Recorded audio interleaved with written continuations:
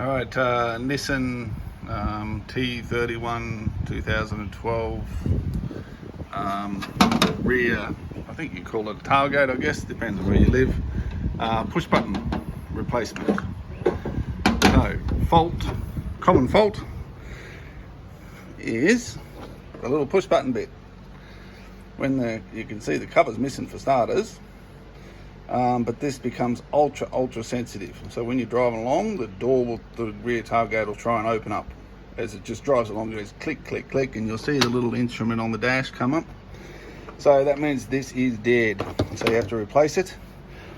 First thing you do, there's two little in the back here. They look like this. You just use a flathead screwdriver to get under that little lip. See that little lip there on the edge? Use a small flathead screwdriver, lift that out, and then they just pop out. There's holes there. So once you've got them out, this whole assembly here, which is normally up in there, just pops out. You just start from the corner here, as in the back corner here, and just got to get underneath it, and you just got to pull it down. Yeah, typical anything Nissan, it takes a bit of force, but everything is just held in by clips. So yeah, that's basically where it is.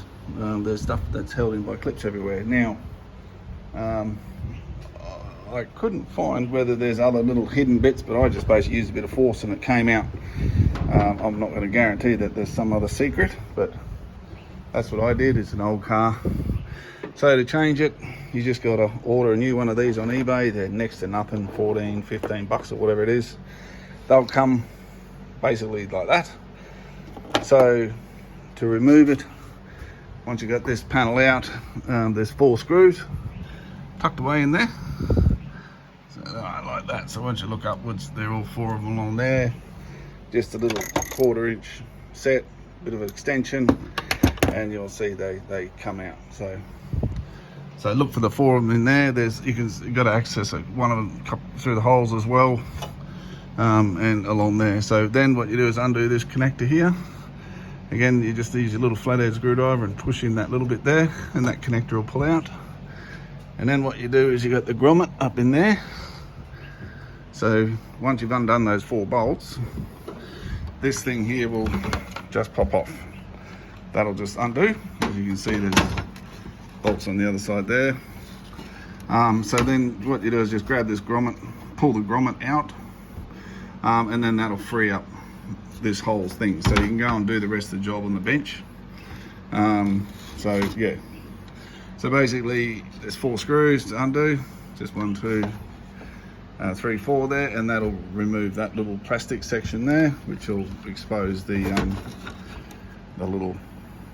new little boot. So to undo it, you got to pull these out here, 1 and 2. Just turn them towards you. So grab the top of it and just turn it towards you. You can use a little flathead screwdriver and help you lever it out if you're fat fingers like me. Then you got to change the gaskets depending on what model. So there's a little rubber gasket, rubber O-ring, I should say. We called it correct. So they sit on here.